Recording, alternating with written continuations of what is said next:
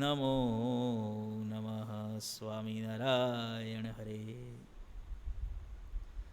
સદાય પ્રગટ અને પ્રત્યક્ષ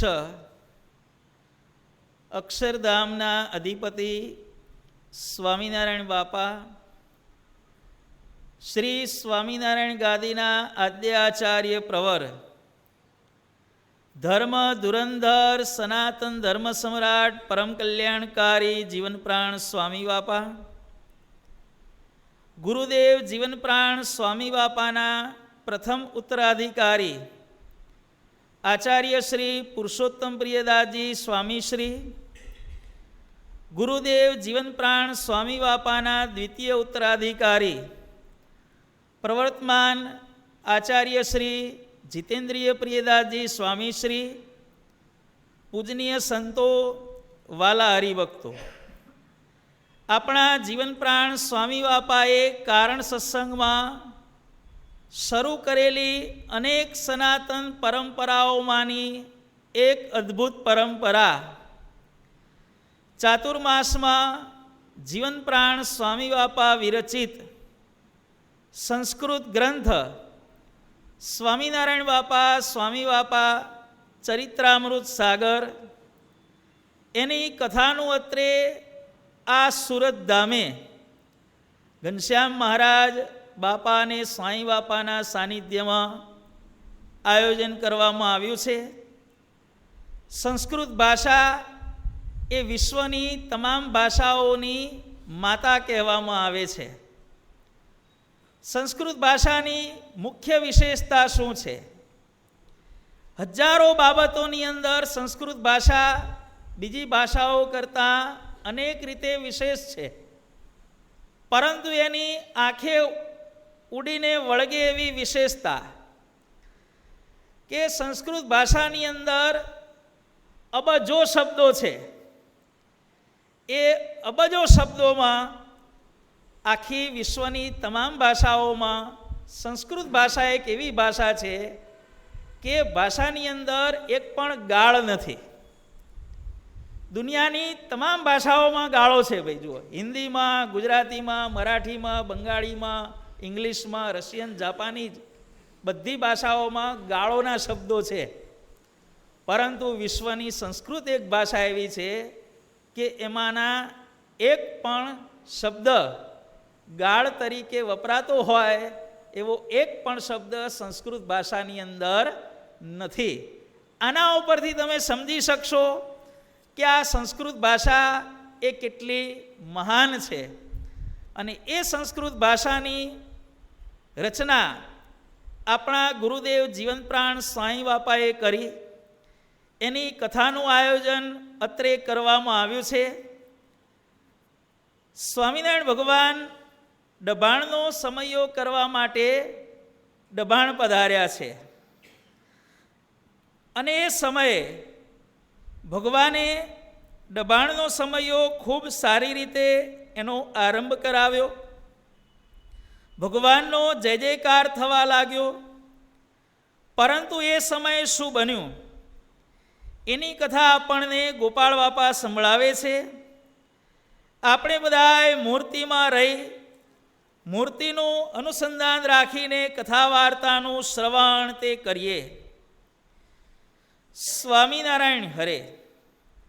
શ્રી ગોપાલ બાપા ઉવાચ તતસ્તે વાડવા સર્વે સૂર્ય રામ પુરસરા યજ્ઞારંભં વ્યધુ પ્રીત્યા મંત્ર ઘોષૈ સમન્વિતમ તિલાજ્યાદેહિર ભૂયિષ્ઠૈઃ આહુતિમ તન્મખે દ્વિજા યથા વિધિર્દદુર્મંત્રૈ તૃપ્યસ્તેનસ્તે દેવતા.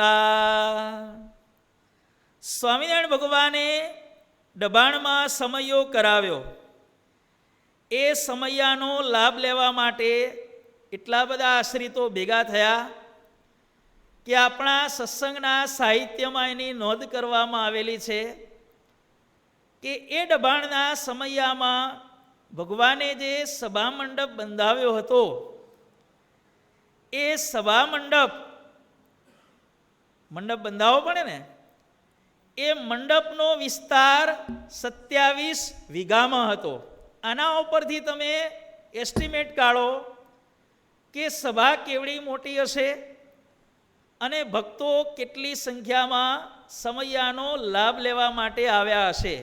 દબાણના સમૈયાનો મંડપ 27 વીઘાના વિસ્તારમાં બાંધવામાં આવ્યો હતો. આવો જબરજસ્ત સમૈયો દબાણમાં શરૂ થયો. ભગવાનની ચારે કોરે પ્રશંસા થવા લાગી. ત્યારે કેટલાક ઈર્ષાળુ વિપ્રોએ નક્કી કર્યું કે આપણે કાંઈક એવું વિઘ્ન કરીએ. અસ્માભિઃ સંગત્ય અસ્મિન દ્વરે અવશ્યમેવ વિઘ્ન કારણ્યઃ યત તત્કીર્તિઃ નાશમ આપનુયાત. આપણે બધાએ ભેગા મળીને એવું કાંઈક કરીએ કે જેણે કરીને આ સ્વામિનારાયણની કીર્તિ જે વધી રહી છે એ કીર્તિનો નાશ થાય. કંઈક આપણે કરીએ. ત્યારે બધાએ ભેગા થઈને નક્કી કર્યું કે આપણે યજ્ઞમાં જબરજસ્ત ઝઘડો કરવો. ઘણા માણસો આની જ રાહ જોઈને ઊભા હોય, ક્યારે સારો પ્રસંગ આવે અને એનું ખરાબ દેખાડવું. દુષ્ટમતીવાળા આવા કેટલાક વિપ્રો જ્યારે એમણે આ પ્રકારનો મનમાં પ્લાન કર્યો ત્યારે કેટલાક હરિભક્તોને આ દુષ્ટ વિપ્રોના આયોજનનો ખ્યાલ આવી ગયો. ષટકર્ણો મંત્ર ભિદ્યતે, નીતિશાસ્ત્ર એમ કે છે. જે વાત એક જણો જાણતો હોય એ ક્યારેય લીક ન થાય.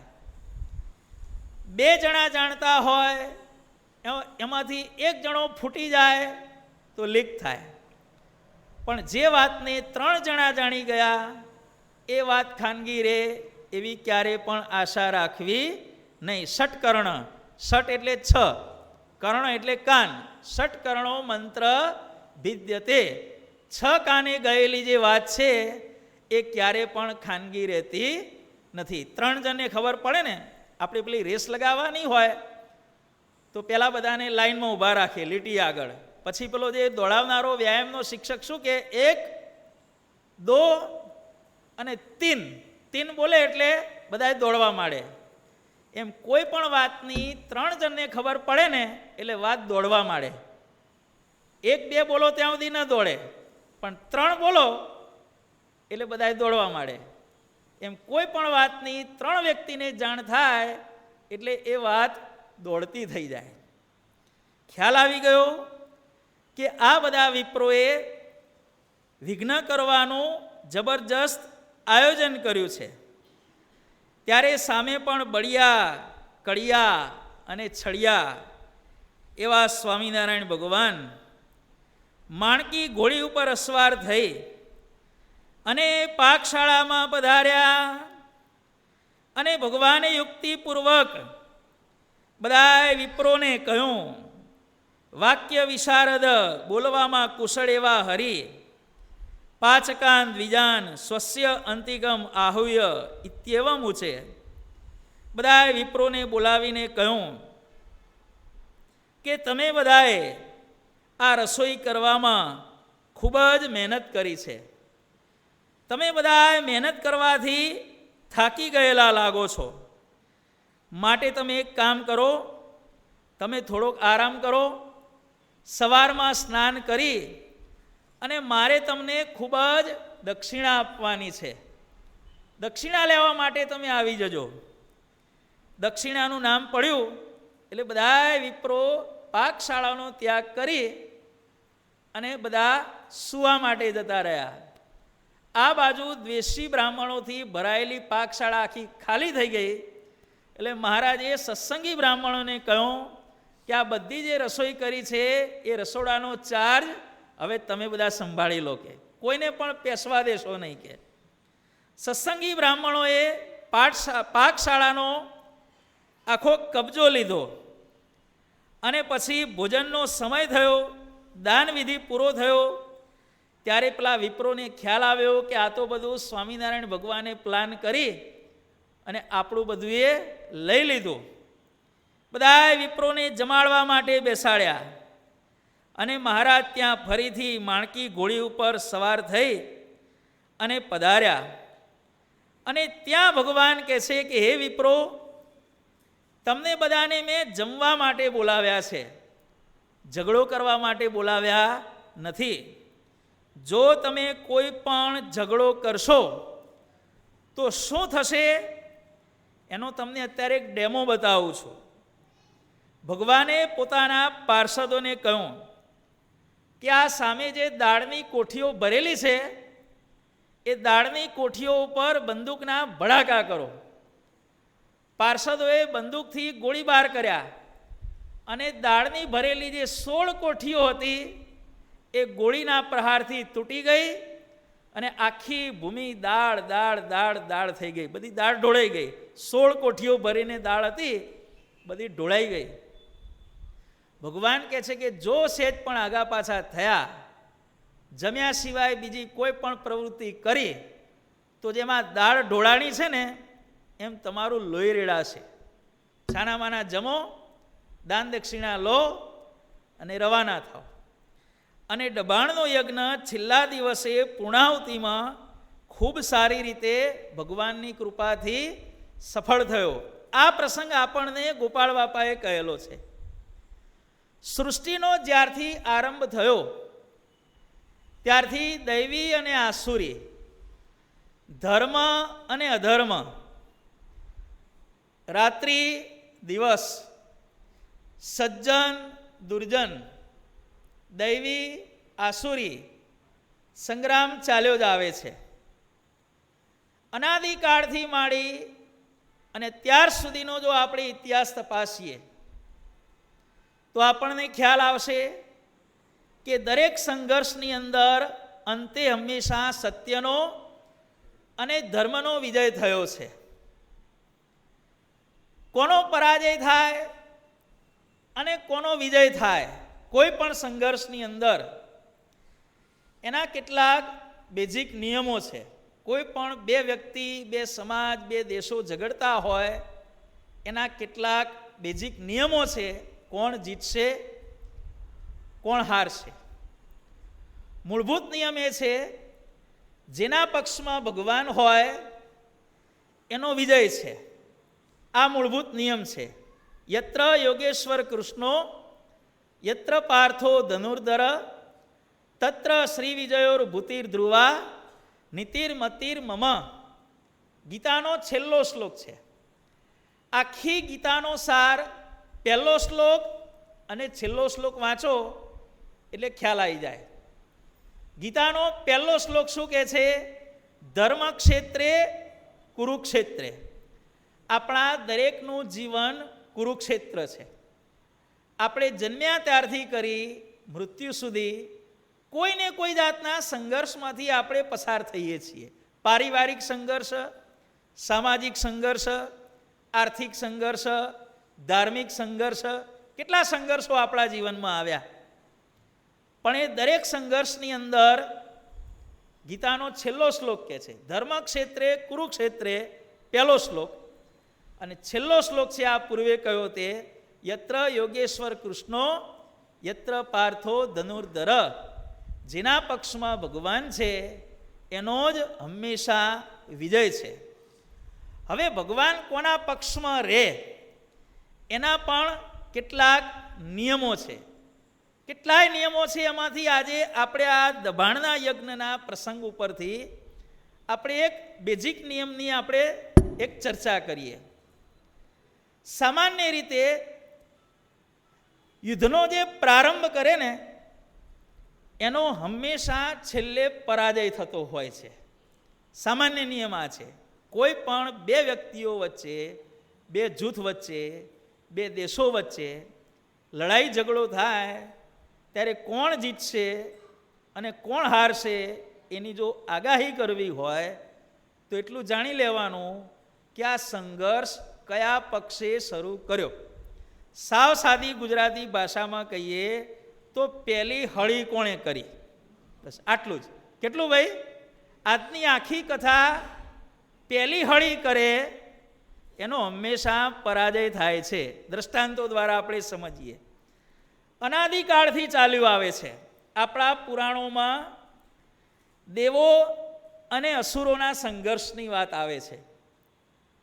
મોટા મોટા કુલ 14 દેવાસુર સંગ્રામો થયા કે જેમાં કરોડો ને અબજોની સંખ્યામાં અસુરો અને દેવોના મૃત્યુ થયા. 14 લડાઈઓ થઈ. પદ્મપુરાણમાં લખ્યું છે. નાના નાના સંઘર્ષો તો અલગ અલગ, પણ અબજોની સંખ્યામાં મૃત્યુ થયા હોય એવા દેવો અને અસુરો વચ્ચે 14 સંગ્રામ ખેલાણા અને 14માં દેવતાઓનો વિજય થયો. શું કારણ ભાઈ? પહેલી હળી કોણે કરી? અસુરોએ કરી. દેવતાઓ અસુરોને હળી કરવા નતા ગયા, પણ અસુરોએ દેવતાઓને હળી કરી. હળી કરી એટલે પેલાએ જવાબ આપ્યો, સંઘર્ષ થયો, ઘણો ટાઈમ ચાલ્યો, અને જ્યારે પરિણામ આવ્યું ત્યારે ખબર પડી અસુરો હાર્યા. જીવનમાં સુખી થવું હોય તો ક્યારે પહેલી હળી નહીં કરવાની. આટલું શીખી રાખજો ભાઈ. અને ક્યારે સારા માણસને હળી નહીં કરવાની. દેવતાઓ સારા, અસુરો નકટા.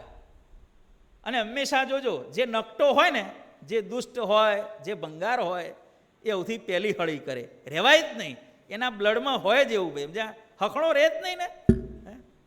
દેવો અને અસુરોનું દ્રષ્ટાંત જુઓ ભાઈ. અસુરોએ પહેલી હળી કરી, દેવતાઓ જીત્યા, અસુરો હાર્યા. જમાનો આગળ ચાલ્યો. ત્યાર પછી સૌથી જૂનામાં જૂનું દ્રષ્ટાંત આવે છે. હિરણ્યકશ્યપુ અને પ્રહલાદનું દ્રષ્ટાંત આવે છે. પ્રહલાદ ભગવાનના પરમ ભક્ત, હિરણ્યકશ્યપુ રાક્ષસોનો સમ્રાટ. બંને વચ્ચેનો સંઘર્ષ જુઓ. આ બાજુ 3 ભુવનનો રાજા હિરણ્યકશ્યપુ. કેવું સામ્રાજ્ય હિરણ્યકશ્યપુનું હતું? પૃથ્વી ઉપર જેટલા મંદિરો હતા એ તમામ મંદિરોમાં હિરણ્યકશ્યપુની મૂર્તિઓ હતી. ભગવાનની મૂર્તિઓ નહોતી કોઈ મંદિરમાં. આટલું જબરજસ્ત એનું સામ્રાજ્ય હતું. યજ્ઞ થાય, હિરણ્યકશ્યપુ સ્વાહા એમ કરીને આહુતિ આપવાની. ભગવાનના મંત્ર નહીં બોલવાના. કથાઓ પણ એની કરવાની, કીર્તનો પણ એના ગાવાના, ધૂન પણ એની બોલવાની. કોઈની તાકાત છે ભગવાનનું એક વ્યક્તિ નામ લઈ શકે? જબરજસ્ત. સ્વર્ગ, મૃત્યુ ને પાતાળ ત્રણેય જગ્યાએ આટલી જબરજસ્ત સત્તા હતી. લોકમાં કહે છે ને, જેને કોઈ ન પહોંચે એને એનું પેટ પહોંચે. 5-7 વર્ષનો પ્રહલાદ ભણવા મૂક્યા. બારખડી પણ એવી હતી. હિરણ્યકશ્યપુના રાજ્યમાં બારખડી પણ એવી હતી. કંસનો કક્કો શીખવાડે ને ભાઈ. રાવણનો પેલા માસ્તર શીખવાડે કંસનો તે પ્રહલાદ કે નહીં ગુરુજી, કૃષ્ણનો કે રામનો કક્કામાં દરેક અક્ષરમાં દરેક અસુરનું નામ ફિટ કર્યું હતું ભાઈ. આવી બારખડી બાળપણથી જ બાળકોને ભણાવવામાં આવતી ભાઈ. ગુરુજીએ ફરિયાદ કરી કે આ ભાઈ આમ કરે છે. હિરણ્યકશ્યપુને થયું બધે મારું ચાલે ને મારો આ 5-7 વર્ષનો છોકરો ના માને. કે પહેલી હળી કોણે કરી? પ્રહલાદે હિરણ્યકશ્યપુને કરી કે હિરણ્યકશ્યપુએ પ્રહલાદને હળી કરી ભાઈ? હિરણ્યકશ્યપુએ સૌથી પહેલી હળી પ્રહલાદને કરી. પહેલાં સમજાયો, પછી ધમકાયો, ભેદ કર્યો, ક્યાંય સફળ ન થયા એટલે એને મારવા માટે અનેક જાતના ઉપાયો કર્યા. અગ્નિમાં નાખ્યા, કૂવામાં નાખ્યા, સર્પદંશ દેવરાવ્યા, બધું જ કર્યું. પરિણામ શું આવ્યું ભાઈ? પ્રહલાદનો વિજય થયો અને હિરણ્યકશ્યપુને મળેલા તમામ વરદાનોને સત્ય રાખી થાંભલામાંથી નૃસિંહાવતારે પ્રગટ થઈ હિરણ્યકશ્યપુનો વધ કર્યો. હિરણ્યકશ્યપુનો વધ થયો, પ્રહલાદનો વિજય થયો. કારણ શું? પ્રહલાદના પક્ષે ભગવાન હતા. પ્રહલાદના પક્ષે ભગવાન કેમ હતા? પ્રહલાદ શાંત હતા. પહેલી હળી કોણે કરી? હિરણ્યકશ્યપુએ. જો એનો નાશ થયો. સમય આગળ ચાલ્યો, રામાવતાર થયો. ભાઈ રામ ભગવાન પ્રગટ થયા. રામ અને રાવણનો સંઘર્ષ જુઓ ભાઈ. પહેલી હળી કોણે કરી? રામે રાવણને કરી કે રાવણે રામને કરી? ભાઈ સૌથી પહેલી શૂર્પણખા ભાઈ, બરોબર. નાક કપાણું, ખરદૂષણ આવ્યા, રાવણે સીતાનું હરણ કર્યું અને પછી શું થયું? રામ રાવણનું યુદ્ધ થયું. પહેલો ચંચુપાત રાવણે રામના જીવનમાં કર્યો. રામ છે એ રાવણને ડિસ્ટર્બ કરવા નથી ગયા. રામને ડિસ્ટર્બ કરવા માટે લંકાથી રાવણ લાંબો થયો. પરિણામ શું આવ્યું ભાઈ? રામનો વિજય થયો અને રાવણનો પરાજય થયો. સીતાનું હરણ થયું. એને મુક્ત કરવા માટે રામ નીકળ્યા ત્યારે માત્ર 2 જ હતા, રામ ને લક્ષ્મણ. એ જો આખું રામાયણ જુઓ. કોઈ પણ સારું કામ કરવા માટે વ્યક્તિ નીકળે ત્યારે એને રસ્તામાં કેવી કેવી સહાય મળતી જાય છે, જોયું છે ભાઈ? પહેલાં શોધવા નીકળ્યા ત્યારે જટાયુએ કહ્યું રાવણ લઈ ગયો છે દક્ષિણ દિશામાં. ત્યાંથી આગળ ગયા તો પછી કબંધ રાક્ષસનો મેળાપ થયો.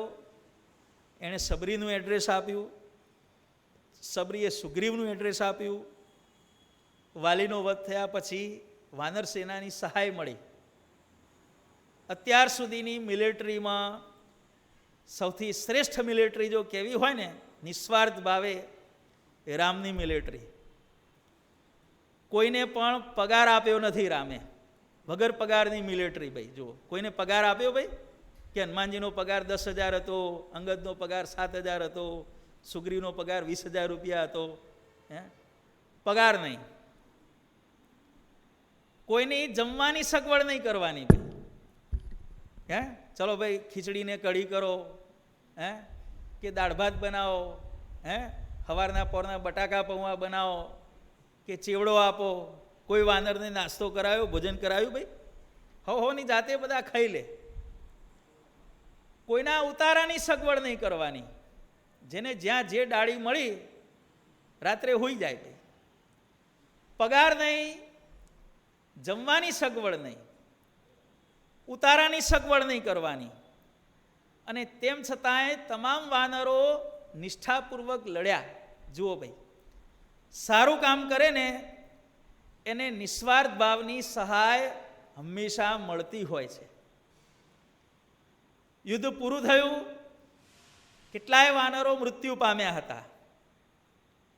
રામે પછી સંજીવની ઔષધિનો પ્રયોગ કરી યુદ્ધમાં જેટલા વાનરો મૃત્યુ પામ્યા હતા બધાને જીવતા કર્યા ભાઈ. અને એ સંજીવની ઔષધિના અમુક ટીપા જમીન ઉપર પડ્યા અને એમાંથી એક છોડ ઉત્પન્ન થયો, જેનું અત્યારે પતંજલિ દ્વારા ખૂબ જ વેચાણ થઈ રહ્યું છે. કયો છોડ ખબર છે? ગિલોય ઘનવટી. ગિલોય ગોળી આવે છે ને, કડવી ગોળી. એ ગિલોય નામની વનસ્પતિ વાનરોને સજીવન કરતી વખતે જે સંજીવની ઔષધિના છાંટા પૃથ્વી ઉપર પડ્યા અને એમાંથી આ ગિલોયનો છોડ ઉત્પન્ન થયેલો છે ભાઈ. આ ગિલોયની કથા છે ભાઈ. ટૂંકમાં રાવણે પહેલો ચંચુપાત કર્યો તો રાવણનો નાશ થયો અને રામની સ્થિતિ એ જ ઇટ ઇઝ રહી. ક્યારે પણ જીવનમાં કોઈને હળી કરવી નહીં, આ શીખવા મળે છે. એથી આપણે આગળ જઈએ. કૃષ્ણાવતાર થયો. કૃષ્ણ અને કંસ, હવે બધાને ખ્યાલ આવી જશે. જેમ જેમ વાતો થશે ને એમ બધાને ખ્યાલ આવી ગયો. પહેલી હળી કૃષ્ણએ કંસને કરી કે કંસે કૃષ્ણને કરી? ભાઈ કોણે કોને કરી? ભાઈ કંસે કૃષ્ણને કરી. પરિણામ શું આવ્યું? ભાઈ કંસનો નાશ થયો, કૃષ્ણનો વિજય થયો. પૂતના મોકલી સૌથી પહેલી. પૂતનાને શ્રી કૃષ્ણ ભગવાન ધાવ્યા, ભેગા પ્રાણ હરી લીધા. હવે સંસ્કૃત શ્લોકમાં લખ્યું છે કે શ્રી કૃષ્ણ જ્યારે પૂતનાને ધાવતા હતા ત્યારે ઝેરના અમુક ટીપા પૃથ્વી ઉપર પડ્યા.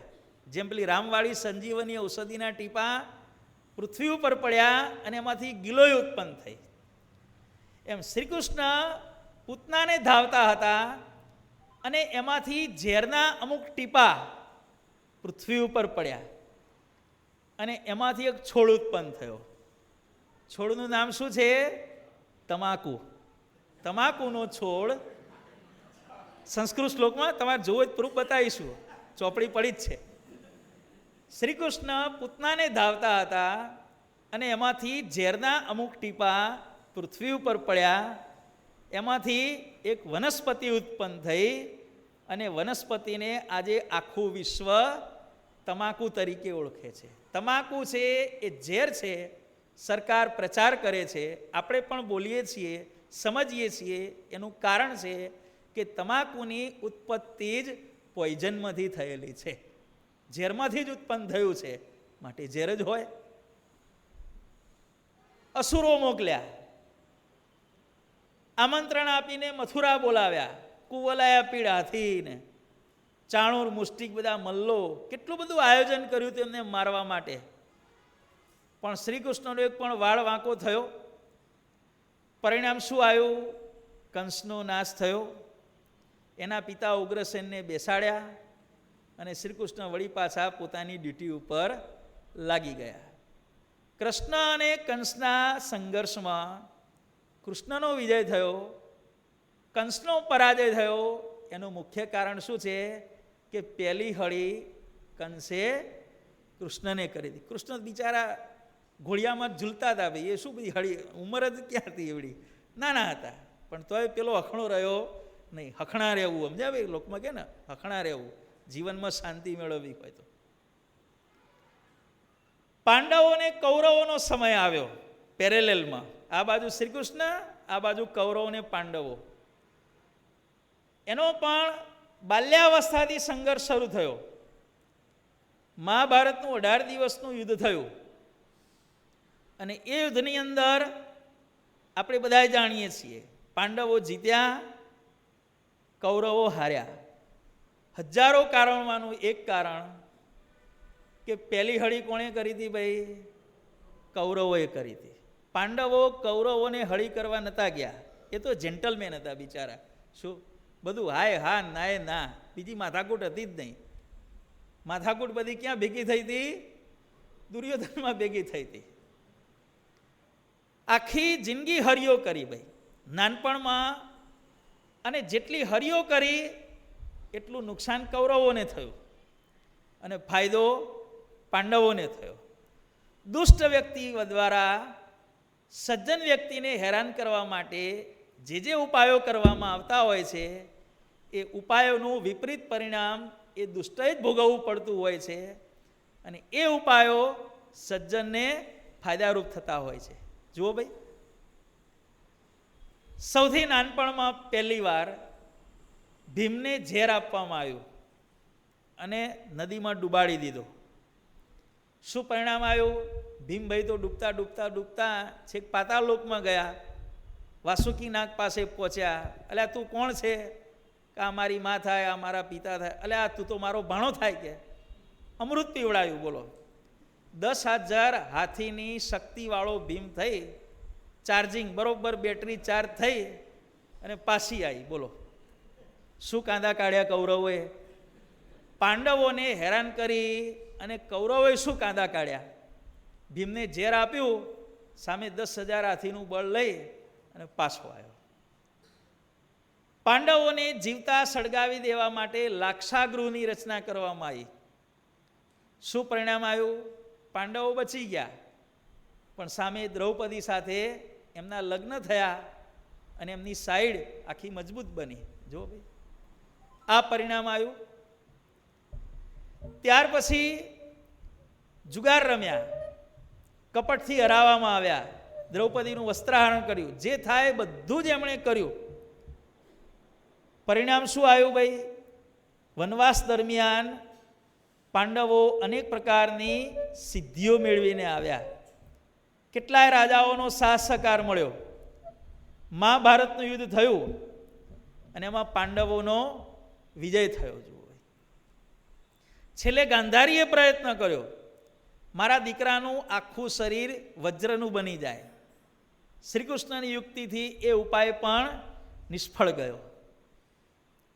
કૌરવોએ આખી જિંદગી પાંડવોના જીવનમાં ચંચુપાત કર્યો, આખી જિંદગી એમને હેરાન કરવાનો પ્રયત્ન કર્યો. ફળ શું મળ્યું ભાઈ? 100 ભાઈઓમાંથી એક ભાઈ પણ જીવતો નહીં અને 5 પાંડવો સલામત. પેલા 100 મર્યા તો આમાં 1-2 જણને, તમે આખું મહાભારત જુઓ ભાઈ, કોઈ પાંડવને પ્લાસ્ટર ઓફ પેરિસનો પાટો જોયો ભાઈ? હે, પ્લાસ્ટર ઓફ પેરિસ એ તો મૂકો, કે બેન્ડેડની પટ્ટી પણ જોઈ ભાઈ? યુધિષ્ઠિરની આંગળીએ કે અર્જુનની આંગળીએ કે ભીમના ખભા ઉપર ચાલુ બહુ ગદા વાગી છે જરાક, કોઈને પ્લાસ્ટર ઓફ પેરિસનો પાટો નહીં, કોઈને બેન્ડેડની પટ્ટી પણ નહીં. 5 જણા સંપૂર્ણ સલામત અને પેલી બાજુ હોય ખતમ. વિચાર કરો ભાઈ. કૌરવો અને પાંડવોનો સંઘર્ષ, એમાં કૌરવોનો પરાજય, એનું મુખ્ય કારણ છે કે પહેલી હળી કરનારા આ કૌરવો હતા. રામાયણ અને મહાભારત એની કથા આપણે જોઈએ. ઘણા પૂછે છે રામાયણ ને મહાભારતમાં શું ફેર છે, બેઝિક તફાવત? ક્યાંય પણ ઝઘડો થાય, સંઘર્ષ થાય, ત્યારે આપણે કહીએ છીએ કે ભાઈ મોટી રામાયણ થઈ ગઈ. બોલીએ છીએ ને આપણે, બહુ મોટી રામાયણ થઈ ગઈ, કે બહુ મોટા પાયે થાય કે સારું મહાભારત થઈ ગયું. કે સંઘર્ષના રૂપકો છે, સત્ય અને અસત્યનો સંઘર્ષ. બંનેમાં ફેર શું છે? ફેર કે છે, રામાયણ આખું ઊભું થયું રામને ઉઠાડી અને ભરતને બેસાડવા માટે. આમાંથી આખી રામાયણ ઊભી થઈ. અને યુધિષ્ઠિરને કેન્સલ કરી દુર્યોધનને બેસાડવા માટે મહાભારત થયું. સૈદ્ધાંતિક તફાવત શું છે? સંપૂર્ણ લાયક હોય એને ઉઠાડી અને ઓછી લાયકાતવાળાને બેસાડવા માટે જ્યારે પ્રયત્ન કરવામાં આવે, રાજકારણ રમવામાં આવે અને એમાંથી જે સંઘર્ષ થાય એને રામાયણ કહેવાય. વધારે લાયકાતવાળાને કેન્સલ કરી ઓછી લાયકાતવાળાને બેહાડવાનો પ્રયત્ન કરવામાં આવે ને ત્યારે રામાયણ થાય. ભરત અને રામ, ભરત સારા હતા પણ ક્વોલિટી તો રામની વધારે હતી ને. રામને કેન્સલ કરીને ભરતને બેહાડવાની વાત થઈ તો રામાયણ થઈ. વધારે લાયકાતવાળાને કેન્સલ કરી ઓછી લાયકાતવાળાને પદવી આપવા માટે રાજકારણ રમવામાં આવે ત્યારે રામાયણ સર્જાતી હોય છે. અને લાયક વ્યક્તિને કેન્સલ કરી અને નાલાયકને બેહાડવા માટે જ્યારે રાજકારણ રમવામાં આવે અને એમાંથી જે સંઘર્ષ થાય એ સંઘર્ષનું નામ મહાભારત છે. ખ્યાલ આવી ગયો ને? આ બેઝિક તફાવત છે. વધારે લાયકાતવાળાને કેન્સલ કરી ઓછી લાયકાતવાળાને હોપવાની વાત થાય તો રામાયણ થાય. અને લાયકાતવાળાને કેન્સલ કરી અને નાલાયક દુષ્ટ અને હરામખોરને બેહાડવાની વાત થાય ત્યારે શું થાય ભાઈ? મહાભારત થાય. સંઘર્ષ બંનેમાં છે પણ એના મૂળભૂત કારણોમાં આ બેઝિક તફાવત છે ભાઈ. રામાયણ અને મહાભારતનો સમય ચાલ્યો ગયો, માણસો એમાંથી પણ ન શીખ્યા, એટલે ભગવાને બીજું દ્રષ્ટાંત ઊભું કર્યું ભાઈ. મધ્યયુગનો સમય આવ્યો, વચગાળાનો સમય, બુદ્ધ ભગવાનનો સમય આવ્યો. ત્યારે સિકંદર બાદશાહ ગ્રીસથી છેક ઇન્ડિયા સુધી આવ્યો ભાઈ. બધી જગ્યાએ એણે વિજય મેળવ્યો. પોરસની સામે ભયંકર સંઘર્ષ થયો અને પોરસે એટલી બધી જબરજસ્ત ટક્કર આપી, સિકંદરે નક્કી કર્યું કે હવે ઇન્ડિયામાં આપણે આગળ જવા જેવું નથી. આટલો ઇન્ડિયાનો નાનો રાજા જ્યારે આપણને આટલી બધી જબરજસ્ત ટક્કર આપે છે, તો આગળ તો મોટું એક ધનનંદ રાજાનું સામ્રાજ્ય હતું. વર્ણન સાંભળ્યું, નંદના સામ્રાજ્યમાં તો આટલા હાથી, આટલા ઘોડા, આટલા રથ, આટલા સિપાહીઓ. સિકંદર કે હવે આગળ જવું નથી, કે બધા સિપાહીઓ પણ એના હતા નિરાશ થઈ ગયા, ભાઈ આપણે બધા ખતમ થઈ જઈશું, પાછા વળો. જેનું નામ સાંભળીને સિકંદર બાદશાહ પોતાના વતનમાં પાછો ફર્યો. આવું નંદ સામ્રાજ્ય, અડધું ભારત એના કબજામાં હતું. પણ એણે હળી કરી, કોને કરી ભાઈ? ચાણક્યને હળી કરી ભાઈ. ભર દરબારમાં અપમાન કર્યું. તો પરિણામ શું આવ્યું ભાઈ? જેનું નામ સાંભળી, સ્વિચ ઓફ કરી દો ફોન. જેનું નામ સાંભળી સિકંદર બાદશાહ પાછો ફર્યો, એવું ધનનંદનું સામ્રાજ્ય આખું ચાણક્યએ એનો વિનાશ કર્યો. કેમ વિનાશ થયો ભાઈ? એ અનીતિવાળા હતા, આ નીતિવાળા હતા. પણ આજની કથાની થીમમાં જો આપણે વિચારીએ તો નંદે ચાણક્યને હળી કરી કે ચાણક્યએ નંદને હળી કરી? ભાઈ પહેલી હળી કોણે કરી? નંદ રાજાએ હળી કરી. પરિણામ શું આવ્યું ભાઈ? ચંદ્રગુપ્ત મૌર્યને એમણે તૈયાર કર્યો, ટ્રેનિંગ આપીને, ભણાયો ગણાયો, ટ્રેનિંગ આપી, સમય સમયની સહાયતા કરી, અને આખું નંદ સામ્રાજ્ય હતું એને નાશ કરી. અને આ ચાણક્યએ ચંદ્રગુપ્ત મૌર્યને ગાદી ઉપર બેસાડ્યો. ચાણક્યને હળી કરવા ગયા તો નંદનો નાશ થયો. પહેલી હળી કરે એનો હંમેશા પરાજય થતો હોય છે. આગળનું દ્રષ્ટાંત જુઓ ભાઈ. ત્યાંથી સમય આગળ ચાલ્યો. પહેલું વિશ્વયુદ્ધ અને બીજું વિશ્વયુદ્ધ કોણે શરૂ કર્યું ભાઈ? જર્મનીએ શરૂ કર્યું. ઇતિહાસનો જેને ખ્યાલ હશે એને ખ્યાલ હશે. વર્લ્ડ વોર I આક્રમણ કરનાર કોણ? તો જર્મની. છેલ્લે પરાજય કોનો થયો? જર્મનીનો. બીજું વિશ્વયુદ્ધ હિટલરે શરૂ કર્યું, જર્મનીએ શરૂ કર્યું. 1945માં પરિણામ શું આવ્યું? હિટલરે આત્મહત્યા કરી, એનું મૃત્યુ થયું. જર્મનીનો ઘોર પરાજય થયો. પહેલું આક્રમણ જર્મનીએ કર્યું બંને કેસની અંદર, અને બંને કેસની અંદર પરાજય કોનો થયો? જર્મનીનો પરાજય થયો. જુઓ ભાઈ, જર્મનીની બહુ મોટી તાકાત હતી ભાઈ. જ્યારે બીજા વિશ્વયુદ્ધની અંદર હિટલરે રશિયા ઉપર આક્રમણ કર્યું, અત્યારે આપણી આખી ઇન્ડિયાની મિલિટરી ભેગી કરો ને ભાઈ, તો 10-12 લાખની મિલિટરી છે આપણી આખા ઇન્ડિયાનીઓ. એક જગ્યાએ ભેગી કરો 10 થી 12 લાખ સૈનિકો થાય. હિટલરે રશિયા ઉપર આક્રમણ કર્યું, 30 લાખ સૈનિકો હતા ખાલી રશિયા ઉપર. વિચાર કરજો ભાઈ, 3 ફ્રન્ટમાં આક્રમણ કરેલું, 30 લાખ સૈનિકો. અને આ જર્મનો આગળ વધ્યા વધ્યા વધ્યા વધ્યા છેક મોસ્કો સુધી પહોંચ્યા. બર્લિનથી મોસ્કોનું અંતર 1850 કિલોમીટર.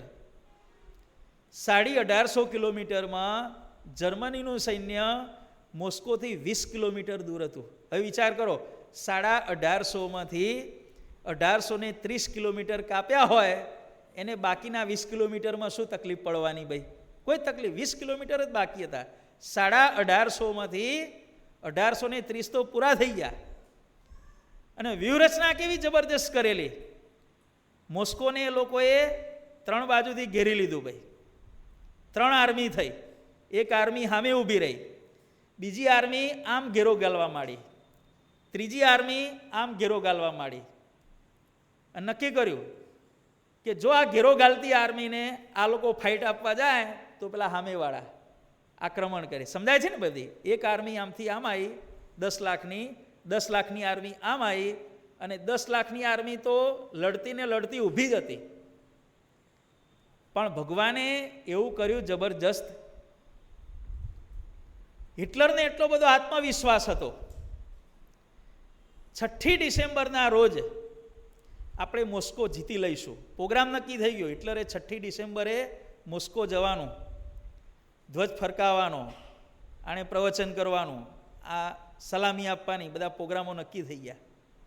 જર્મનીમાં જેટલા છાપા નીકળતા હતા ને, બધાએ તંત્રીઓને બોલાવીને કહી દીધું 6 ડિસેમ્બરના દિવસે જર્મનીનો રશિયા ઉપર ભવ્ય વિજય, સારામાં સારા સમાચાર છાપજો, કે જે સારું છાપશે એને આપણે ઇનામ આપીશું. કે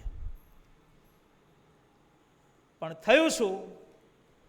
20 ડિસેમ્બરે રશિયામાં દર વર્ષે જે ભયંકર શિયાળો શરૂ થાય, ભગવાનની ઈચ્છાથી 20 ડિસેમ્બરે શરૂ થતો જે શિયાળો હતો એ 2 ડિસેમ્બરે શરૂ થઈ ગયો.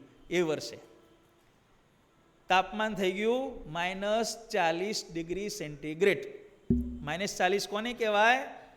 ફ્રોઝનનો રૂમ હોય ને, આપણે શાકભાજી ને ફ્રૂટ હંગરવાનો, એનું ટેમ્પરેચર -8 કે -10 હોય છે. આપણે અંદર જઈએ તો -8 તાપમાન હોય. આ કેટલું હતું ભાઈ? -40 તાપમાન થઈ ગયું.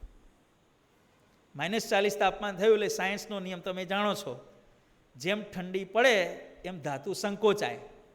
જર્મનીની બધી તોપો, બંદૂકો, બધું સંકોચાઈ ગયું. અંદર ગોળી જ ના ભરાય બંદૂકની અંદર, નળી જ હાંકડી થઈ ગઈ. અને રશિયાની મશીનરી કેવી હતી? -60-70 સુધી થાય તો એ વાંધો ના આવે એવી એની મશીનરી હતી. અને આમની મશીનરી બધી બંધ થઈ ગઈ અને રશિયા જીત્યું. નહીં તો 20 કિલોમીટર કાપવામાં વાર કેટલી લાગત? 30 લાખ સૈનિકો. વિચાર કરો, અત્યારે ઇન્ડિયાની મિલિટરી છે એના 3 ગણી મિલિટરી રશિયન ફ્રન્ટ ઉપર હતી. બીજે બધી જુદી હો પાછી. પણ ભગવાનનું કરવું, 2 ડિસેમ્બરે શિયાળો શરૂ થયો અને જર્મનીનો પરાજય થયો. રશિયાને હળી જર્મનીએ કરી કે જર્મનીએ રશિયાને હળી કરી? ભાઈ વિચાર કરો. ભાઈ પહેલું આક્રમણ જર્મનીએ રશિયા ઉપર કર્યું, જર્મનીનો પરાજય થયો. અમેરિકા અને જાપાન જુઓ,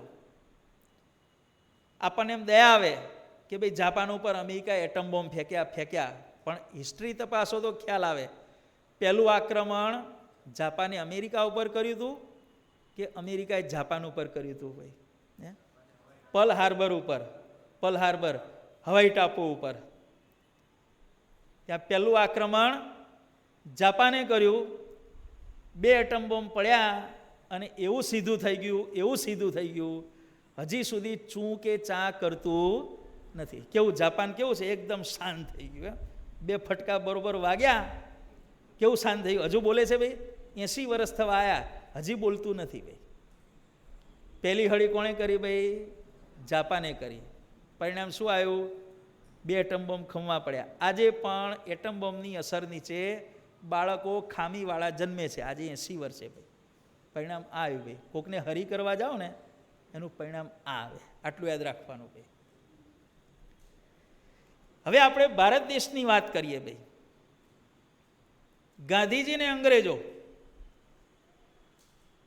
ગાંધીજી સાઉથ આફ્રિકામાં હતા અને ડર્બન જતા હતા, અને રસ્તામાં એક રેલવે સ્ટેશન આવ્યું. પીટર મેરિટ્સબર્ગ નામનું એક રેલવે સ્ટેશન છે. આજે પણ ત્યાં ગાંધીજીની પ્રતિમા મૂકવામાં આવી છે. એ પીટર મેરિટ્સબર્ગ નામનું જ્યારે સ્ટેશન આવ્યું, ગાંધીજી ફર્સ્ટ ક્લાસની ટિકિટ લઈ અને ડબ્બામાં બેઠા હતા. અને નિયમ હતો, ધોળિયા સિવાય કોઈને પણ ફર્સ્ટ ક્લાસમાં બેસવાનું નહીં, ટિકિટ પણ નહીં આપવાની. પણ ખબર નહીં, કોઈ રીતે ગાંધીજીના હાથમાં ફર્સ્ટ ક્લાસની ટિકિટ આવી ગઈ. ડબ્બામાં બેઠા, પેલા જોયું, તું કેમ બેઠો છે? કે મારી જો ટિકિટ છે, કે હું મારા અધિકારથી બેઠો છું, અધિકાર બધિકારની વાત નહીં કરવાની. કે ગાંધીજીને રેલવે સ્ટેશન આવ્યું, સામાન સાથે બહાર ફેંકી દીધા. ભાઈ અંગ્રેજોએ ગાંધીજીને ટ્રેનની બહાર ફેંક્યા, અને વર્ષો પછી પરિણામ શું આવ્યું? ગાંધીજીએ અંગ્રેજોને ભારતની બહાર ફેંકી દીધા. ભાઈ આ પરિણામ આવ્યું. જુઓ, ગાંધીજીને ટ્રેનની બહાર ફેંક્યા અને ગાંધીજીએ અંગ્રેજોને ભારતની બહાર કાઢ્યા. બોલો ભાઈ, પહેલી હળી કોણે કરી? ગાંધીજી અંગ્રેજોને કરી કે અંગ્રેજોએ ગાંધીજીને કરી? જુઓ ભાઈ, આ પહેલેથી ચાલ્યું આવે છે, છતાં પણ આપણે સુધરવાની તૈયારી આપણી બિલકુલ નથી. હળી કરવામાં જ આપણને મજા આવે છે ને ભાઈ. હા, સીધી રીતે વર્તવામાં કોઈને મજા નથી આવતી. ત્યાર પછી ભારત અને પાકિસ્તાન 4 લડાઈઓ થઈ ભાઈ. 1947, 1965, 1971 અને છેલ્લે આપણે બધાએ જોયું આ કારગિલનું યુદ્ધ જોયું. 4 લડાઈઓ થઈ. 4 લડાઈમાં પહેલું આક્રમણ ભારતે પાકિસ્તાન ઉપર કર્યું કે પાકિસ્તાને ભારત ઉપર કર્યું ભાઈ?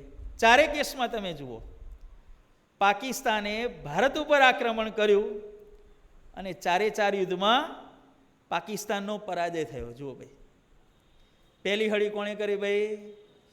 પાકિસ્તાને કરી ભાઈ. ભારત દેશનો ઇતિહાસ તમે જુઓ ભાઈ. આપણા ભારત દેશનો ઇતિહાસ એટલો ભવ્ય છે.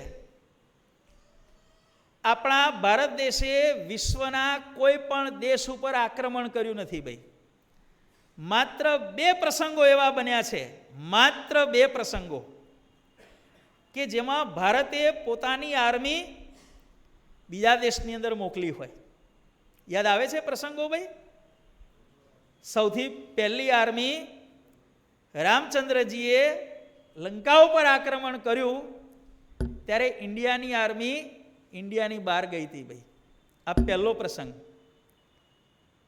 અને બીજો પ્રસંગ 1971માં બાંગ્લાદેશની જ્યારે લડાઈ થઈ ત્યારે આપણી ઇન્ડિયાની આર્મી બાંગ્લાદેશમાં ગઈ હતી. આ 2 પ્રસંગ સિવાય ઇન્ડિયાની આર્મી ઇન્ડિયાની બોર્ડર ક્રોસ કરી અને ક્યારે પણ બીજા દેશને જીતવા માટે ગઈ નથી. આટલો ભવ્ય ઇતિહાસ આપણા ભારત દેશનો છે ભાઈ.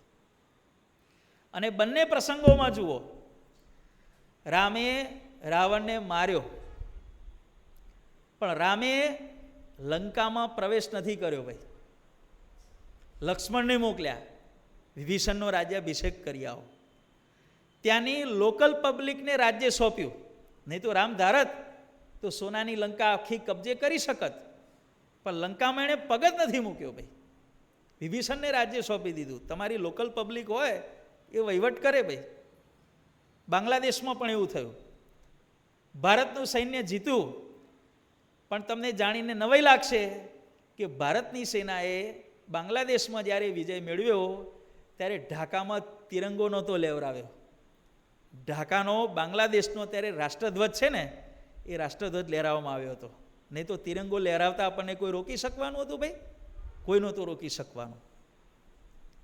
ભારત અને પાકિસ્તાનના આપણે દાખલા જોઈએ તો દર વખતે પાકિસ્તાને ભારતને હળી કરી છે અને દરેક વખતે પાકિસ્તાનનો પરાજય થયો છે, ભારતનો વિજય થયો છે. ઊની આંચ આવી નથી. ઘણા કહે છે કે ભારતને પાકિસ્તાનમાં શું ફેર? ઘણા બધા ફેર છે, પણ એક ફેર પાકિસ્તાનના રાષ્ટ્રધ્વજની અંદર ચંદ્ર છે, મૂકી દીધો ભાઈ. જ્યાં નક્કી કર્યું ચંદ્ર ચિતરી દીધો.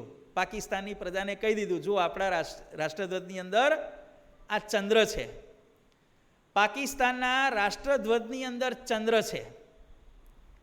જ્યારે ઇન્ડિયાવાળાએ શું કર્યું? ચંદ્ર ઉપર જઈ ગયા વર્ષે ચંદ્રયાન છોડ્યું ને, ચંદ્ર ઉપર આપણે તિરંગો લહેરાયો. ચંદ્ર ઉપર ભારતનો રાષ્ટ્રધ્વજ છે, જ્યારે પાકિસ્તાનના રાષ્ટ્રધ્વજની અંદર ચિતરેલો ચાંદો છે, ઓરિજિનલ ચાંદો નથી ભાઈ. આ ભારતને પાકિસ્તાનનો ફેર છે. પાકિસ્તાનનો નકશો જોયો છે ભાઈ તમે? પેલો ડાઘિયો કૂતરો બેઠો હોય ને, જોજો તમે પાકિસ્તાનનો નકશો ધ્યાનથી જોજો. પેલો અડકાયો કૂતરો બેઠો હોય ને, ક્યારે કોક આવે ને કરડી લઉં, આકાર જ એવો છે ભાઈ. શું કરીએ ભાઈ? જન્મ કુંડળી જેવી છે ભંગાર. શું કરીએ ભાઈ? હવે આપણે ધાર્મિક દ્રષ્ટિએ જોઈએ. ધાર્મિક દ્રષ્ટિએ સરદાર પટેલે 1947માં ભારત પાકિસ્તાનના ભાગલા થયા. ઘણા કે ખોટું થયું, ઘણા કે સારું થયું. દરેકના મત અલગ અલગ હોઈ શકે. પણ મહારાજે આપણને જે વચનામૃત ગ્રંથ આપ્યો ને, એ વચનામૃત ગ્રંથનું આપણે પઠન કરીએ તો આપણને ખ્યાલ આવે કે સ્વામિનારાયણ ભગવાને જે વચનામૃત કહ્યું છે એ વચનામૃત પ્રમાણે ભારતને પાકિસ્તાનના જે ભાગલા થયા ને એ ખૂબ જ સારું થયું છે. કઈ રીતે સારું? ખગોળ ભૂગોળનું વચનામૃત તમે જો વાંચ્યું હોય તો 273 વચનામૃત પૂરા થાય પછી ખગોળ ભૂગોળનું વચનામૃત આવે છે છેલ્લે. આખી બધી રચના ભગવાને કહેલી છે. દૂધનો સમુદ્ર, દારૂનો સમુદ્ર, દહીંનો સમુદ્ર, એમ કરતાં કરતાં ભગવાન ભરતખંડમાં આવ્યા. ભરતખંડની અંદર અમુક એરિયા સારો, અમુક એરિયા ખરાબ આવે છે ને ભાઈ.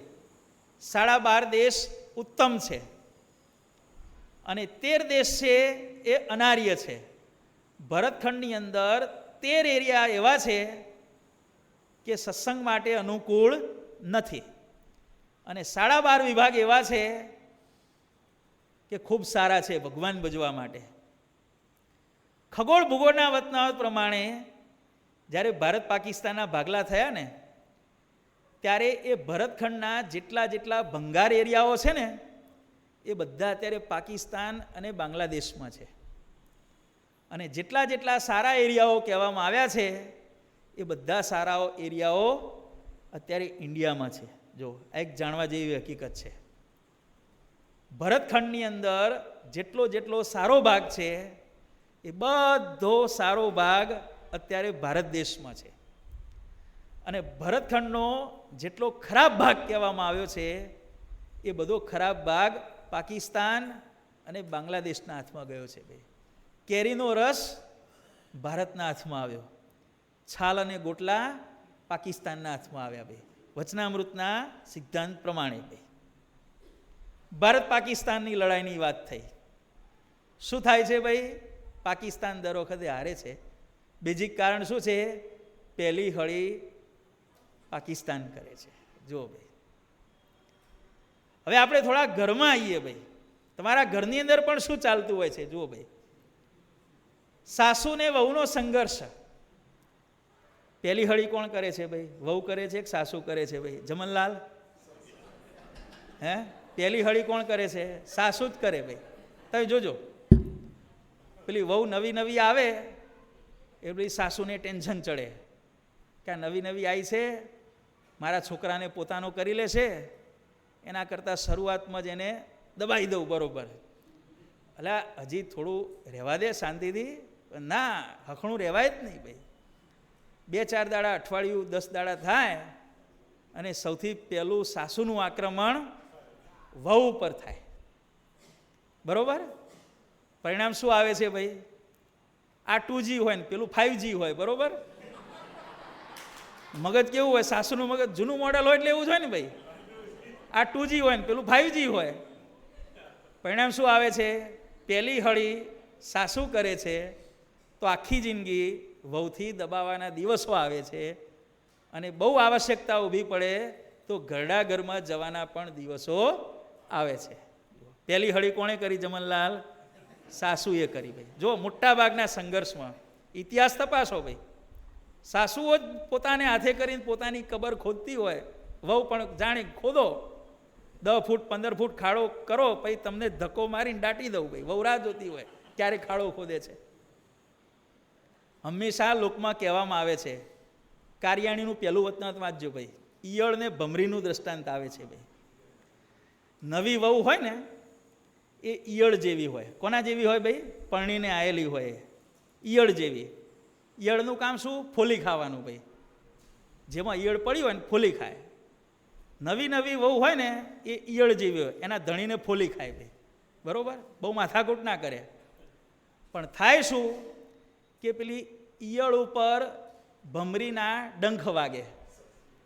સાસુના ડંખ, સસરાના ડંખ, જેઠ જેઠાણીના, નણંદના, દિયરના, બધાના ડંખ વાગે. હવે ઈયળ ઉપર ભમરીના બહુ ડંખ વાગે એટલે પરિણામ શું આવે? ભાઈ, ઈયળની ભમરી થઈ જાય. ભાઈ, હે, કોઈ 10 દાડે ભમરી થાય, કોઈ 6 મહિને ભમરી થાય, કોઈ 12 મહિને ભમરી થાય, કોઈ 5 વર્ષે ભમરી થાય. ક્યારે ભમરી થાય એનો સંપૂર્ણ આધાર સાસરિયાઓ કેટલા ડંખ મારે છે. જેટલા વધારે ડંખ મારો એટલી ભમરી જલ્દી થાય. એટલે તમારે ઈયળમાં જ રહેવા દેવી કે એને ભમરી બનાવવી એનો સંપૂર્ણ આધાર સાસરિયાના મેમ્બરો પર રહેલો છે. ભાઈ કોઈ દાડો ઈયળને ભમરી બનાવવાનો ધંધો કરશો નહીં, તમને જ ડંખ મારશે. ભાઈ એના કરતાં ઈયળમાં રહેવા દો શાંતિથી, એના ધણીને ફોલી ખાય એટલું બરાબર છે. બીજું કંઈ માથાકૂટ કરવાની જરૂર નથી. સાસુ ને વહુનો સંઘર્ષ જુઓ ભાઈ. સૌથી પહેલી હળી મોટા ભાગમાં સાસુની જ હોય છે. પરિણામ શું આવે છે? આખી જિંદગી ડૂલ થઈ જાય દાંડિયા બધાય. ભાઈ કોઈ દાડો કોઈને પહેલી હરી નહીં કરવાની. ભાઈ આ શીખવા મળે છે. પતિ અને પત્નીના સંબંધો જુઓ ભાઈ. પેલો ચંચુપાત કોણ કરે છે? ભાઈ પતિ જ કરે છે. પરિણામ શું આવે છે? ભાઈ ઘણા છોકરા અમારી જોડે આવે ને, નવા નવા પેલા 22, 25, 27 વર્ષના હોય ને, આમ હગઈ થઈ હોય, મોબાઈલ ફોન નવો લીધો હોય, ફોન આવે ને આમ તિરસ્કાર બધું કરે, બધું પ્રેમથી બોલે જ નહીં. પરિણામ શું આવે ભાઈ? જ્યારે ને ત્યારે જુઓ ધમકાઈને વાત કરવાની. કોઈ દાડ શાંતિથી વાત કરે છે ભાઈ? જેની હગઈ થઈ હોય ને, જોજો તમે, એની મંગેતર જોડે ક્રોધમાં જ આવીને વાત કરતા હોય. કોઈ દાડ શાંતિથી વાત નહીં કરવાની.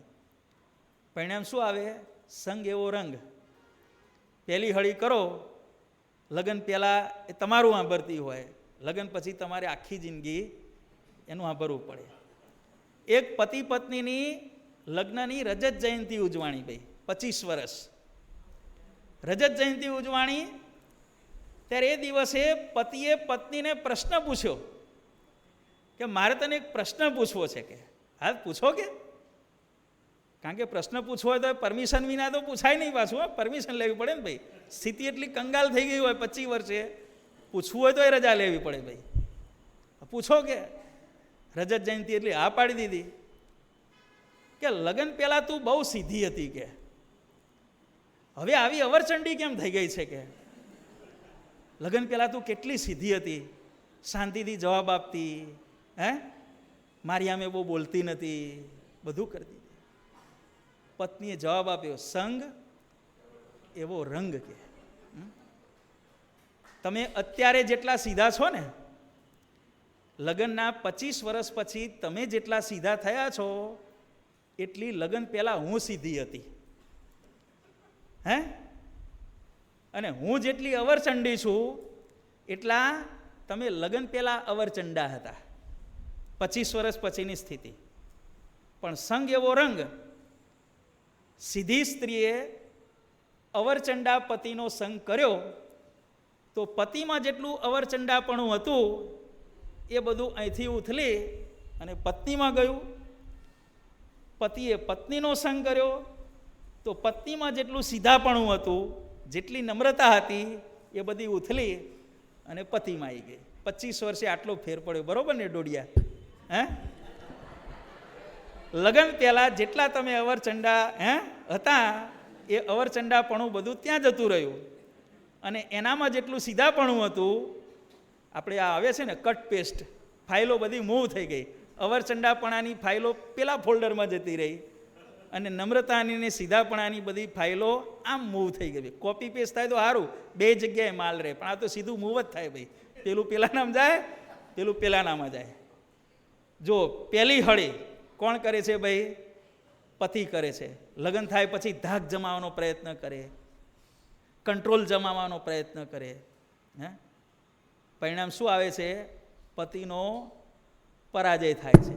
પેલી ઈયળની ભમરી થાય અને આ ભમરામાંથી શું થાય? ખલાસ થઈ જાય ભાઈ, બધું જતું રહે ભાઈ.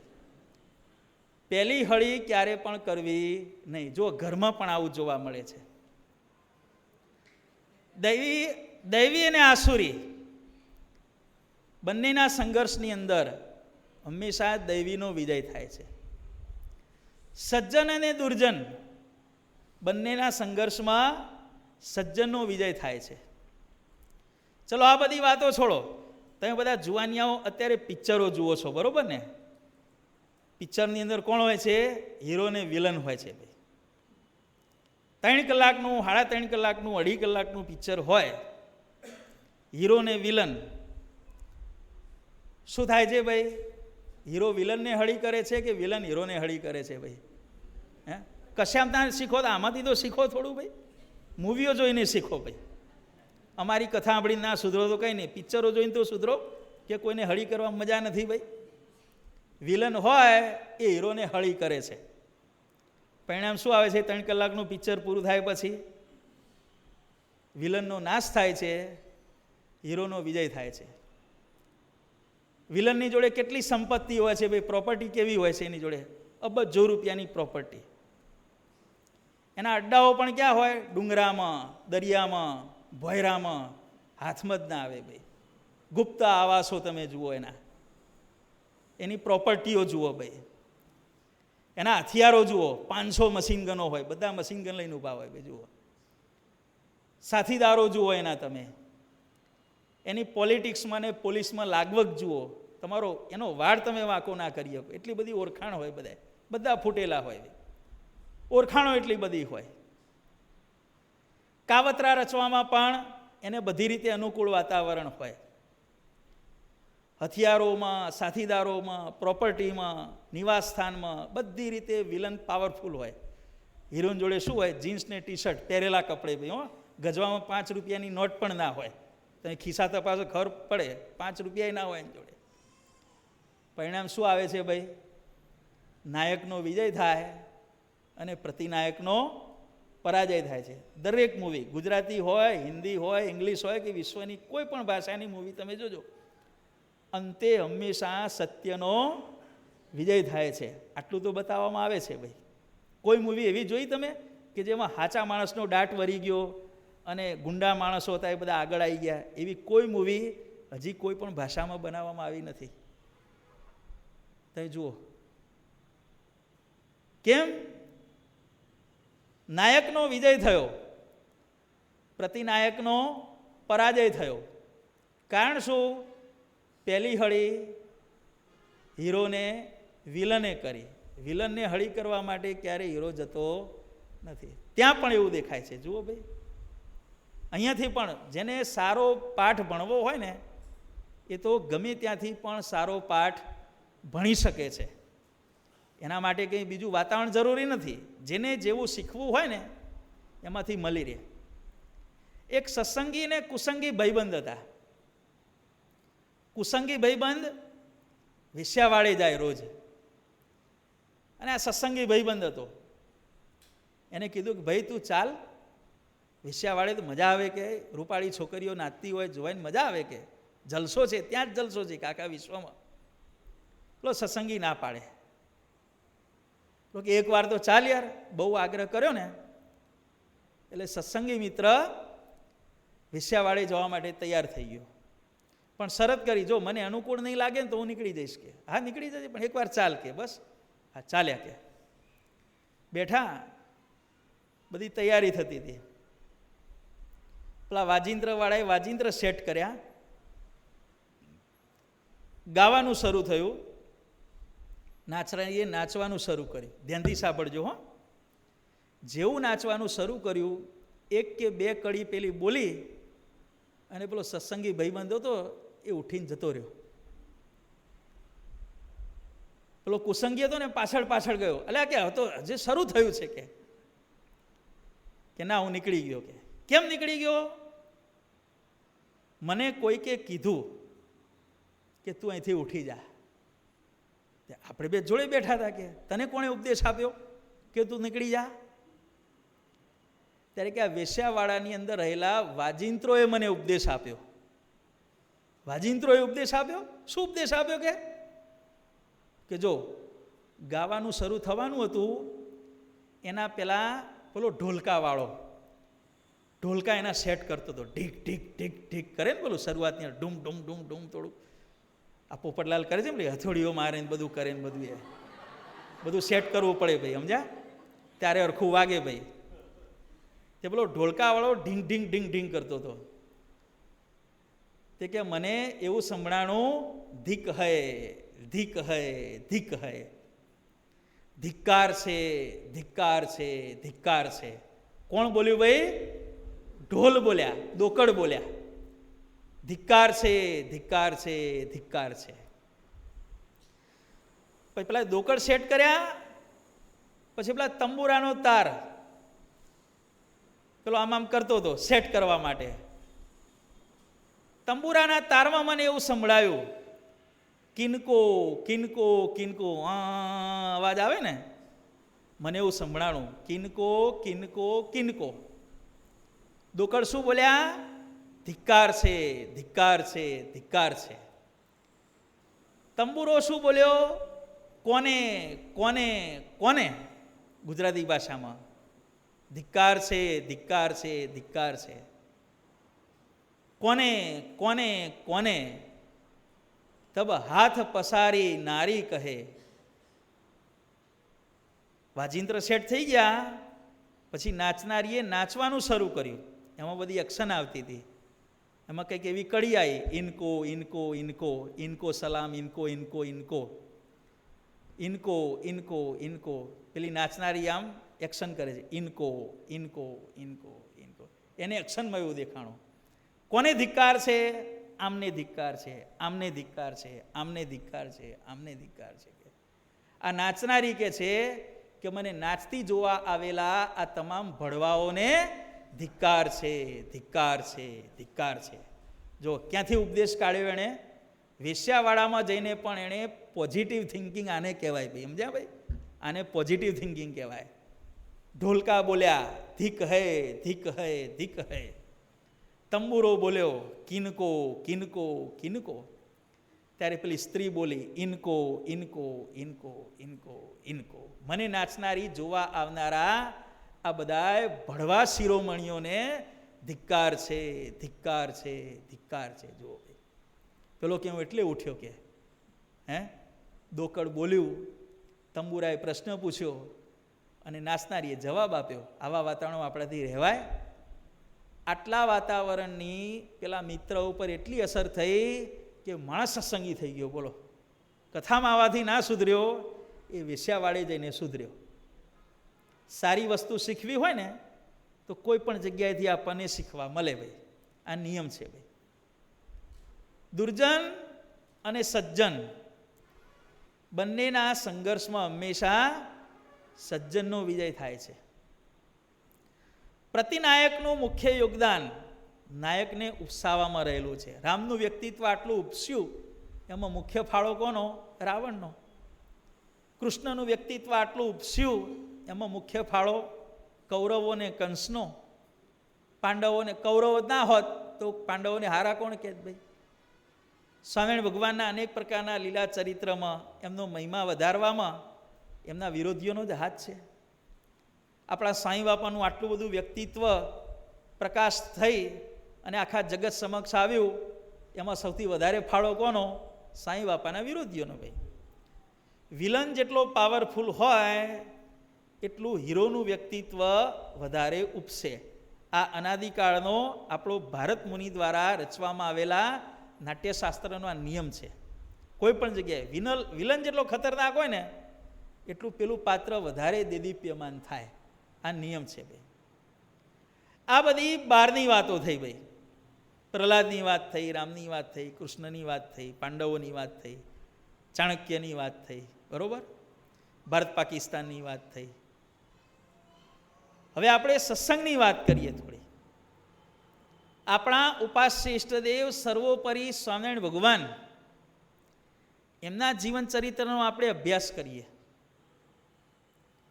ભગવાન પ્રગટ થયા ત્યારે સૌથી પહેલી કોટરાઓ આવી ભાઈ, કૃત્યાઓ આવી સૌથી પહેલી. શું થયું ભાઈ? દ્રષ્ટિ માત્રે ભગવાને એનો નાશ કર્યો, ભગાડી દીધી. પછી કોટરા આવી, પછી કાલિદત્ત આવ્યો. વન વિચરણ કરવા માટે ભગવાન નીકળ્યા, સરયુ નદીને કાંઠે ઊભા રહ્યા. એક અસુરે ધક્કો માર્યો. રામાનંદ સ્વામી પાસે આવ્યા, રઘુદાનદાસ મળ્યો. ધર્મધુરા સંભાળ્યા પછી જેતલપુરના યજ્ઞમાં અહીંયા બધા બ્રાહ્મણોએ વિઘ્ન કર્યું. પેશવાએ કીધું જ્યાં સુધી મારું રાજ છે તમારે અમદાવાદમાં નહીં આવવાનું. ભગવાનના જીવનમાં વિરોધના પ્રસંગો કેટલા બધા બન્યા. પરિણામ શું આવ્યું ભાઈ? દરેક ઠેકાણે જુઓ, કૃત્યાઓને ભાગવું પડ્યું, કોટરાનો ભગવાને નાશ કર્યો, કાલિદત્ત એની જ માયામાં ફસાઈ એનો નાશ થયો, પેલા અસુરે ભગવાનને ધક્કો માર્યો સરયુમાં, અને એ જ અસુર પછી કે બસ હવે આપણો શત્રુ નાશ પામ્યો, ખુશીના ખબર આપવા માટે એટલો બધો દોડ્યો કે રસ્તામાં ઠેસ વાગી અને એનો પેલો પથ્થર હતો રસ્તામાં પડ્યો તો અણીવારો, એ અણી સીધી એના કપાળમાં વાગી અને ત્યાં અસુરનું મૃત્યુ થઈ ગયું, અસુરનો નાશ થયો. રઘુનાથ દાસ સત્સંગમાંથી એને જવું પડ્યું. પેશવાએ કીધું મારા રાજ્યમાં તમારે નહીં આવવાનું. પરિણામ શું આવ્યું ભાઈ? પેશવાનું રાજ્ય ભગવાને 3 ચપટી વગાડી 3 મહિનામાં જતું રહ્યું. આ બધા પ્રસંગોનો આપણે અભ્યાસ કરીએ તો જે આપણે પહેલેથી સિદ્ધાંત ચાલ્યો આવે છે એમાં હળી કરવા કોણ ગયું ભાઈ? સ્વામિનારાયણ ભગવાન આ લોકોને હળી કરવા ગયા કે આ લોકો ભગવાનને હળી કરવા આવ્યા? હે, વિચાર કરો ભાઈ. પહેલી હળી કરનાર કૃત્યાઓ જ હતી, કોટરા હતી, કાલિદત્ત હતો, અસુર હતો, રઘુનાથ દાસ હતો, વિપ્રો હતા, પેશવા હતો. બધાએ ભગવાનને હળી કરવા ગયા. ભગવાન કોઈને પણ હળી કરવા ગયા નથી. તમે જુઓ ભાઈ, પરિણામ શું આવ્યું ભાઈ? ભગવાનનો વિજય થયો અને આ બધાનો નાશ થયો, પરાજય થયો, નિસ્તેજ થઈ ગયા. જુઓ ભાઈ, ભગવાનનું પણ જીવન જુઓ, અનાદિકાળથી ચાલ્યું આવે છે. આપણે સાચા હોઈએ, સારા હોઈએ, ધર્મ નિયમમાં વર્તા હોઈએ તો આપણે કશું જ કરવાની જરૂર નથી. સમજાય? જેને જે કરવું એ કરવા દેવાનું. આપણે ભગવાન સામે દ્રષ્ટિ રાખી ભગવાનને રાજી કરવા ઉપર ધ્યાન રાખવાનું. આ સીધામાં સીધો રસ્તો છે ભાઈ. જુઓ, ત્યાર પછી નંદ પદવીના સંતોની આપણે વાત કરીએ. નંદ પદવીના સંતો જ્યારે નીકળે ત્યારે દરેક જગ્યાએ એમને માર પડતો ભાઈ. શું નંદ પદવીના સંતોને ખબર નહીં હોય? એક તમને પ્રશ્ન પૂછીએ. કોઈ પણ છોકરો મહારાજ વખતે સાધુ થવા જાય મહારાજની પાસે તો શું છોકરાને ખબર નહીં હોય કે આપણે ગમે ત્યાં સત્સંગ પ્રચાર કરવા જઈશું તો આપણને માર પડશે? આ કંઈ ખાનગી વાત હતી ભાઈ? જગ જાહેર વાત હતી ભાઈ. ભલે ખાવા મળશે કે નહીં મળે, 2 દાડે મળશે કે 3 દાડે મળશે, પણ દરરોજ માર ખાવા તો અવશ્ય મળશે ભાઈ. ખાવાની એકાદશી આવશે પણ માર ખાવાની એકાદશી નહીં આવે, એમાં કોઈ દાડો ઉપવાસ નહીં આવે. બધી ખબર હતી. પાણીમાં બોળીને ખાવું પડશે, આ એ ખબર હતી ભાઈ.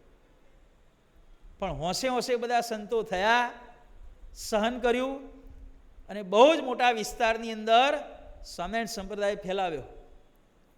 ઉત્કર્ષ જોઈ અને કેટલાય બાવાઓ બીજા સંપ્રદાયના જે સાધુઓ હતા એ સ્વામિનારાયણ સંપ્રદાયનો ઉત્કર્ષ સહન ન કરી શક્યા. શું કર્યું ભાઈ? સંતોને મારવાનું શરૂ કર્યું, હેરાન કરવાનું શરૂ કર્યું. કેટલી રીતે હેરાન કર્યા ભાઈ? કંઠીઓ તોડી નાખી, જનોઈ તોડી નાખી, માર માર્યો.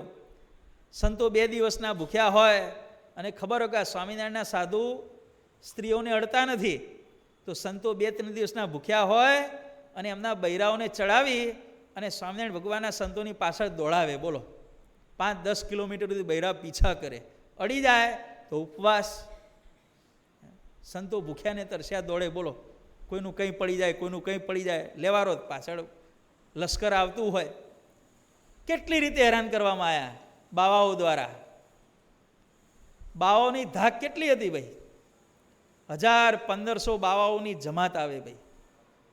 અને એ વખતે 200-500થી વધારે વસ્તીવાળું કોઈ ગામ નહીં. 1500 બાવાઓ આવે. ગામનું બધું અનાજ ખલાસ થાય ત્યારે ગામની બહાર જવાનું ભાઈ. સ્ત્રીઓ જોડે વ્યભિચાર કરવાના અને નાના નાના રૂપાળા બાળકો હોય ને એમને અપહરણ કરી નાનપણથી બાવા બનાવી દેવાના. આ બાવાઓની જમાતો આ રીતે વધતી હો.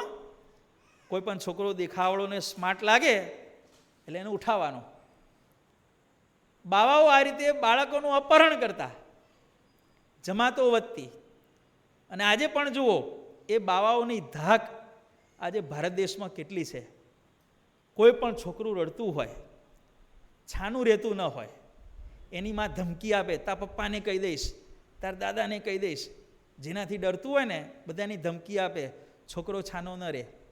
પણ એની માં એક વાક્ય એવું બોલે ને, 6 મહિનાનું છોકરું શાંત થઈ જાય. શું કે? ચૂપ થઈ જા, નહીં તો બાવો આવીને લઈ જશે. કે એ બાવો આવ્યો. બોલો, 6 મહિનાના છોકરાને શું ખબર પડે બાવો કોને કહેવાય ને શું કહેવાય? આ બાવાઓની ભણક આફ્ટર શોક કહેવાય. મેઇન ભૂકંપો પતી ગયા, 2.5-3ના આફ્ટર શોક આજે પણ ચાલુ છે ભાઈ.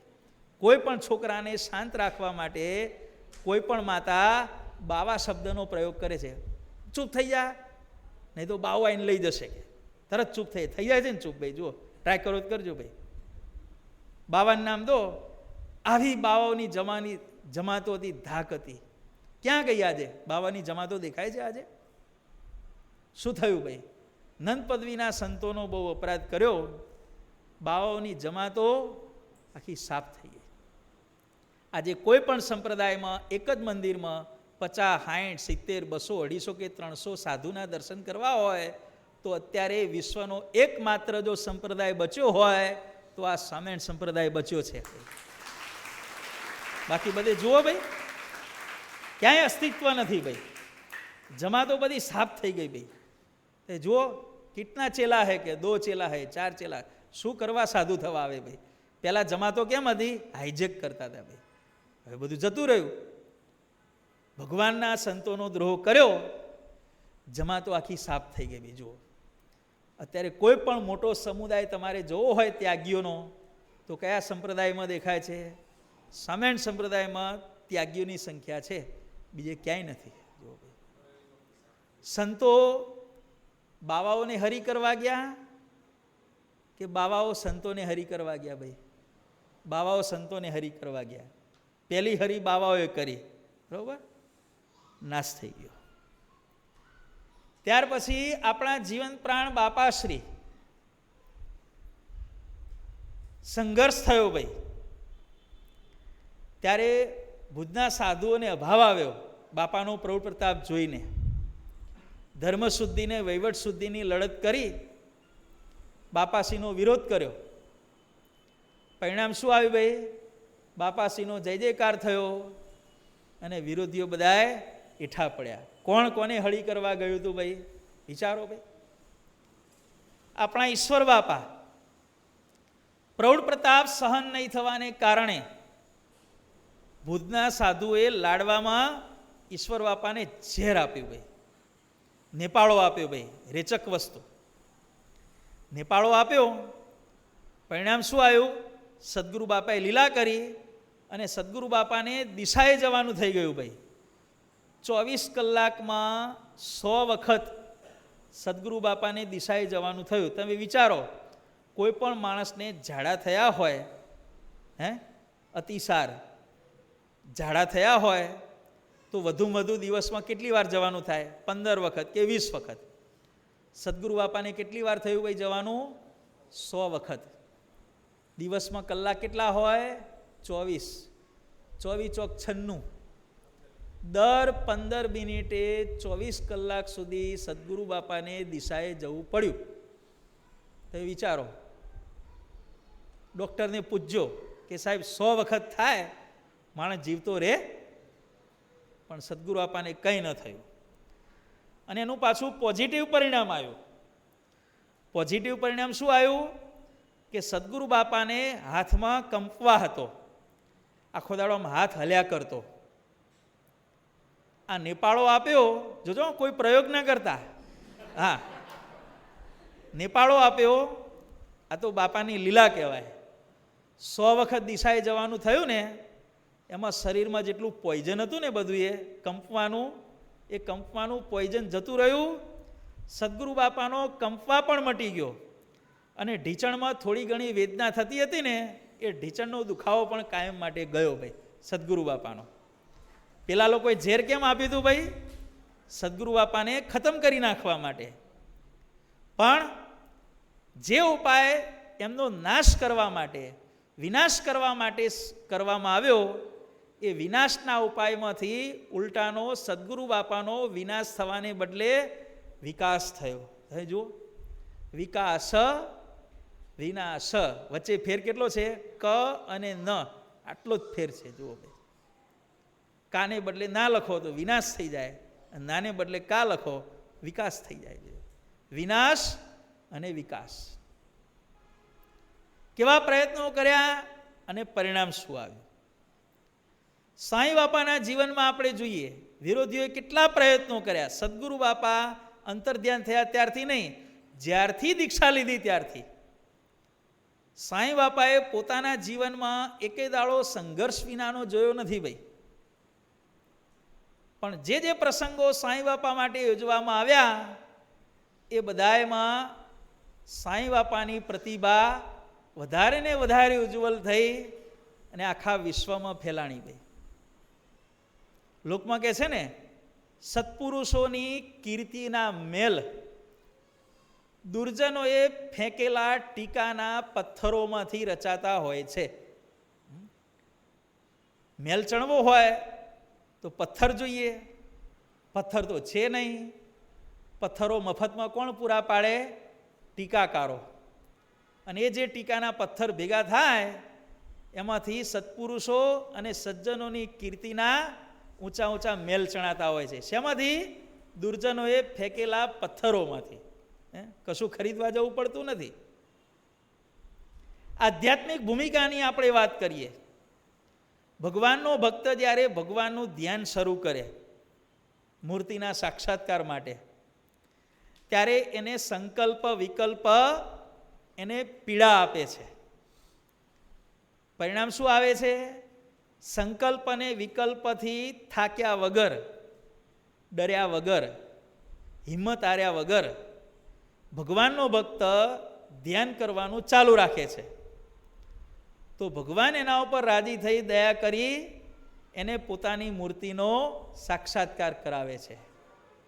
ધ્યાન વસ્તુ એ સારી છે, પણ માયાએ વિઘ્ન કર્યું. ભગવાનનો ભક્ત માયાને વિઘ્ન કરવા ગયો કે માયા ભગવાનના ભક્તને વિઘ્ન કરવા આવી? ભાઈ, હળી કોણે કરી? ભાઈ, માયાએ હળી કરી. જુઓ ભાઈ, આ બધા દ્રષ્ટાંતોનો સાર સાંભળી અને આપણે જીવનમાં હવે નક્કી કરીએ ભાઈ. બરાબર અમરલાલ, શું થયું ભાઈ કહો?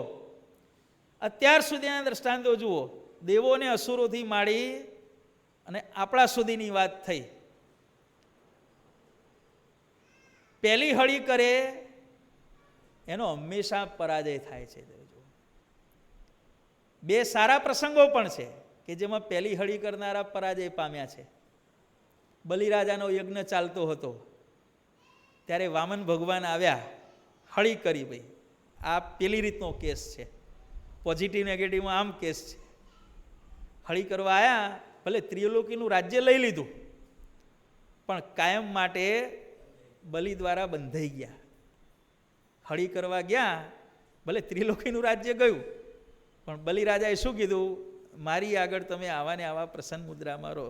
ભગવાન પણ બલિરાજામાં ચંચુપાત કરવા ગયા તો ભગવાન પણ એની ભક્તિથી આજે બંધાઈ ગયા. જુઓ ભાઈ, 1857નો બળવો પહેલો પ્રહાર કોણે કર્યો?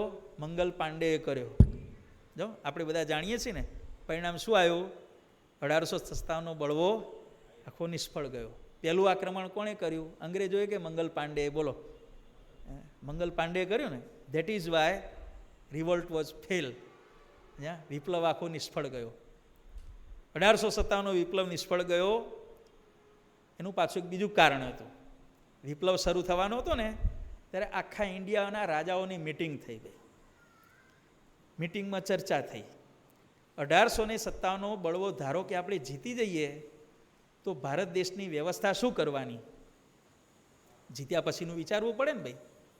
બધાએ કીધું જેનું જે રાજ્ય હોય બધાને આપી દેવાનું.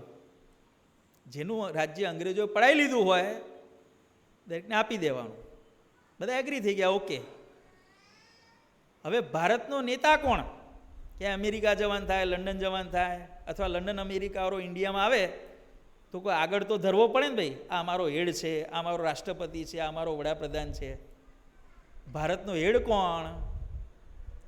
તે બધાએ કીધું કે ભારતનું પાટનગર દિલ્હી છે, કે દિલ્હીનો બાદશાહ આપણો રાષ્ટ્રપતિ, કે બસ આટલી વાત થઈ અને બધા રાજાઓ ખસી ગયા. કારણ કે મુસલમાન રાજા, એના હાથ નીચે આપણે કાયમ માટે રહેવાનું. કે સૌથી પહેલાં શીખો ખસી ગયા, રજપૂતો ખસી ગયા, મરાઠાઓ ખસી ગયા, ગુરખા ખસી ગયા. અત્યારની ઇન્ડિયાની મિલિટરીમાંથી તમે શીખોને કાઢી નાખો, જાટ લોકોને કાઢી નાખો, રાજસ્થાનના રજપૂતોને કાઢી નાખો, મરાઠાઓને કાઢી નાખો, શું વધે ભાઈ? હે, આપણે વધીએ ભાઈ, આટલા બેઠા છીએ, બીજું કોઈ ના વધે. હે, બધા ખસી ગયા કે મુસલમાનના અંડરમાં આપણે રહેવું નથી. અને બધાએ પાછો અંગ્રેજોને સાથ આપ્યો. પાછો મિયાના હાથ નીચે રહેવું એના કરતાં અંગ્રેજોના હાથ નીચે રહેવું સારું. કે 1857 બળો નિષ્ફળ ગયો, એનું મુખ્ય કારણ આ છે. ને જે થયું એ સારું થયું. તો આજે લોકશાહી ભારત દેશમાં આપણે નિવાસ કરીને રહીએ છીએ. ભગવાન જે ટાઈમે જે કરતા હોય ને એ હંમેશા સારું કરતા હોય. ટૂંકમાં આખી કથા ઉપરથી આપણને શીખવા શું મળ્યું આજે ભાઈ?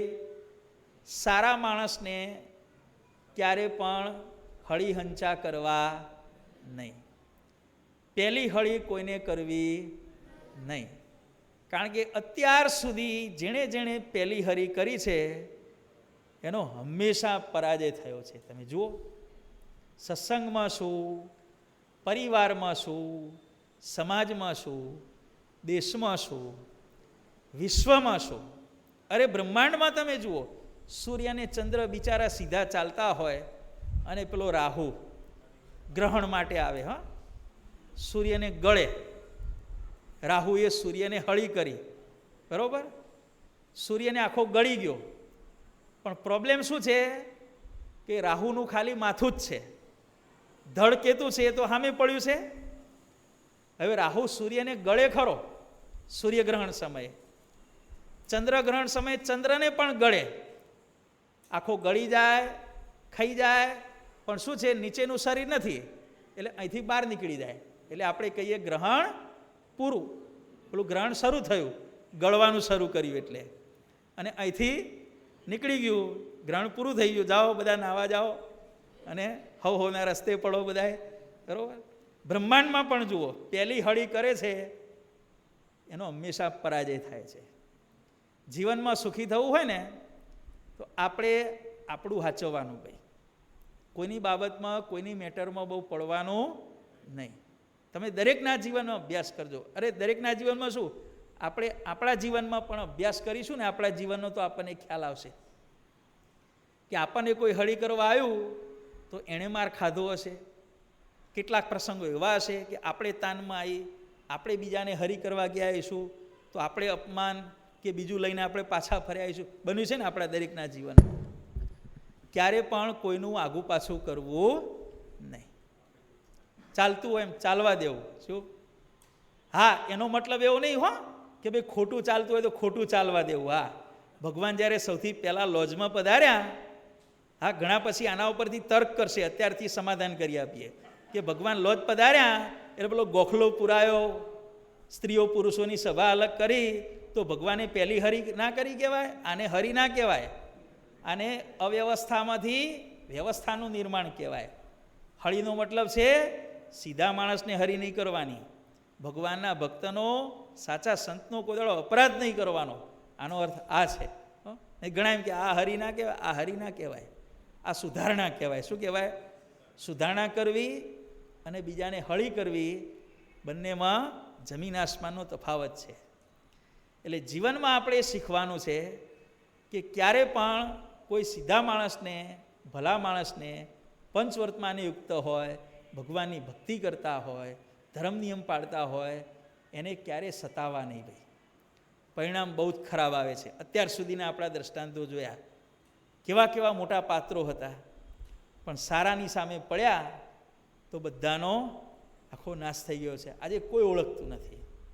મહારાજે પણ અહીંયા દબાણનો સમયો કર્યો. વિપ્રોએ ખૂબ પ્રયત્નો કર્યા વિઘ્ન કરવાના, પણ વિઘ્ન કરવાના ઉપાયો એમના બધા જ નિષ્ફળ ગયા. આજે પણ આપણે જોઈએ છીએ સત્યમેવ જયતે. આપણા ભારત દેશની દરેક ચલણી નોટ ઉપર, દરેક સિક્કા ઉપર લખેલું છે સત્યમેવ જયતે ના નૃતમ. હંમેશા સત્યનો વિજય થાય છે, અસત્ય ક્યારે પણ જીતતું નથી. આ આજની કથામાંથી આપણે શીખી જીવનમાં યથાશક્તિ આપણે બોધપાઠ અંતરમાં ઉતારીએ. બોલો અક્ષરધામના અધિપતિ સ્વામિનારાયણ બાપાની જય, ઘનશ્યામ મહારાજની જય, હરે કૃષ્ણ મહારાજની જય, સહજાનંદ સ્વામી મહારાજની જય, બાપા શ્રીની જય, સદગુરુ શ્રીની જય.